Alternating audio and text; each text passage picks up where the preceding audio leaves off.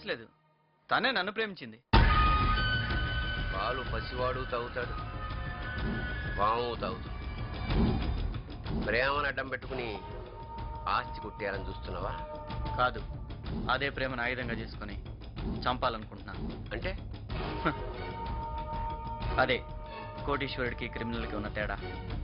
అంత criminal brain ఉన్న మీరే నన్ను కనిపెట్టలేకపోయారంటే నా ప్లాన్ సక్సెస్. బాడీ గార్డ్ అనేవాడు కాపాడను గలడు, చంపను గలడు. ఏ ఆడపిల్లైనా ప్రేమించిన వాడిని నమ్మినంతగా కన్న తండ్రిని కూడా నమ్మదు. అందుకే కిల్లర్గా చేయలేని పనిని ప్రేమికుడిగా ఫినిష్ చేస్తా.